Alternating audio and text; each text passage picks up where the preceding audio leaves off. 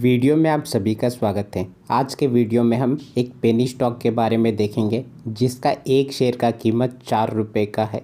Real estate sector से belong करता है जहां की बल्क डील देखी गई है।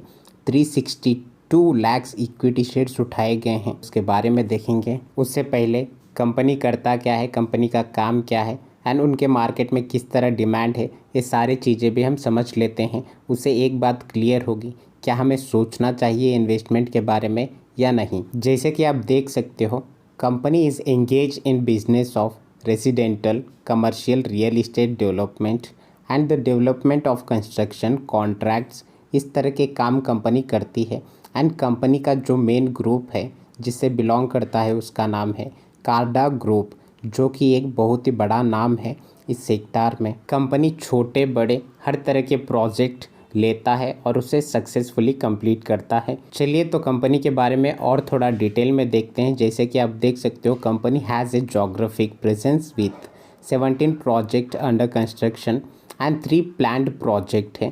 प्रोजेक्ट कहाँ से कंपनी को आते हैं? रेसिडेंटल से 56%, कमर्शियल से 6%, रेसिडेंटल कम कमर्शियल से 38%, जहाँ की उनका रेवेन्यू रियल इस्टेट से 72%, सिविल कॉन्ट्रैक्टिंग बिजनेस से 28% इनका रेवेन्यू आता है। कंपनी अपने सेक्टर में एक जाना माना नाम है, तो इससे एक बात क्लियर होती है, कंपनी को ऑर्डर भी मिलते होंगे।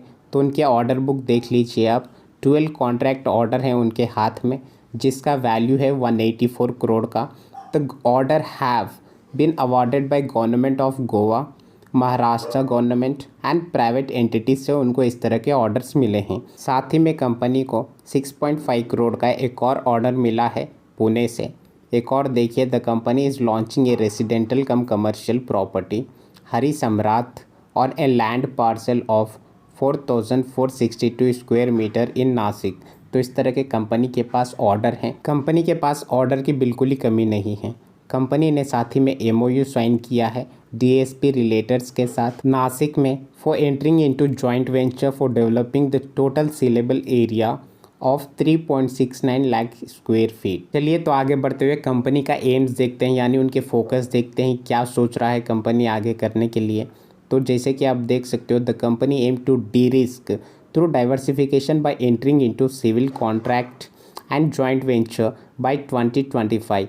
It would like to reduce revenue contribution by real estate from 71% and increase civil contract and joint venture to 23 and 6% respectively. साथ ही में कंपनी के जो कॉन्ट्रैक्ट थे, जो भी प्रेजेंट में कॉन्ट्रैक्ट हैं कंपनी के पास, जो कि हमने देखा ऑलरेडी, वो सारे कंप्लीट करना सोच रही है 2027 तक।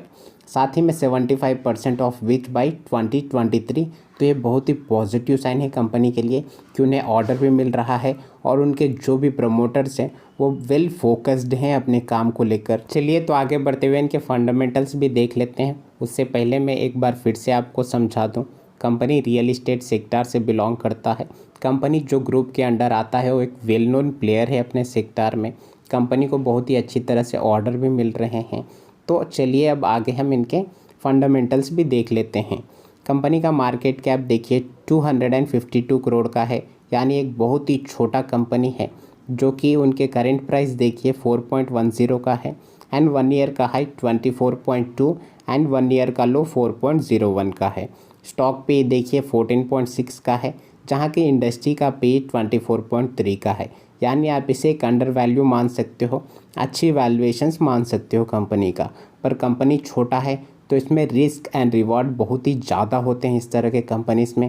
कंपनी का ROC एंड ROE एक अच्छी मान सकते हो आप, क्योंकि छोटी कंपनी है। कंपनी के ऊपर डेट भी है जो कि करीब 90 करोड़ के आसपास है। साथ ही में प्रमोटर की होल्डिंग देखिए जो कि 25.9% है। चलिए तो आगे बढ़ते हुए कंपनी के P&L सेक्शंस में जाके हम उनके सेल्स एंड नेट प्रॉफिट देख लेते हैं, क्या लॉन्ग टर्म में इंक्रीजिंग मोड में है या नहीं। तो जैसे कि आप देख सकते हो, इनके सेल्स मार्च 2011 में 8 करोड़ का था, उसके बाद 17 करोड़ का हो गया, उसके बाद 106, 127, 105, 114, 121 और आज के टाइम में यानी मार्च 2022 में कंपनी का सेल 102 करोड़ का हो गया है। इसी तरह से इनके नेट प्रॉफिट देखिए, मार्च 2011 में 1 करोड़ का प्रॉफिट करता था कंपनी, जो कि आज के टाइम में 17 करोड़ का प्रॉफिट है कंपनी के पास। इनके सेल्स एंड नेट प्रॉफिट देखने से भी एक बात क्लियर होती है, जो भी कंपनी कर रहा है उसका डिमांड बहुत ही अच्छी तरह से मार्केट में बढ़ रहा है। इंफ्रा सेक्टर बहुत ही डिमांडिंग सेक्टर है, इसका फ्यूचर भी बहुत है इंडिया में, क्योंकि जिस तरह से इंडिया डेवलप होगा इस सेक्टर का भी डिमांड उतना ही ज़्यादा होगा, उतना ही आगे बढ़ेगा। चलिए तो इनके शेयर होल्डिंग पैटर्न देख लेते हैं, जहां की प्रमोटर की होल्डिंग देखिए मार्च 2022 में 25.93% था।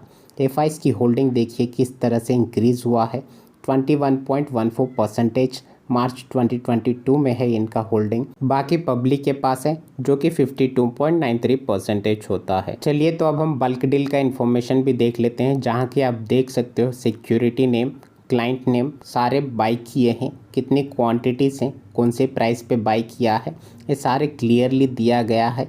अगर आप सारे क्वांटिटी को ऐड करोगे तो 3.6 करोड़ इक्विटी शेयर्स बाई किया गया है सारे कंपनीज़ के द्वारा। चलिए तो आज के वीडियो में इतना ही, मिलते हैं अगले वीडियो में। वीडियो को लाइक, चैनल को सब्सक्राइब करके रखिएगा ताकि मेरे सारे वीडियोज़ के नोटिफिकेशंस आपको मिल सकें। थैंक यू, जय हिंद।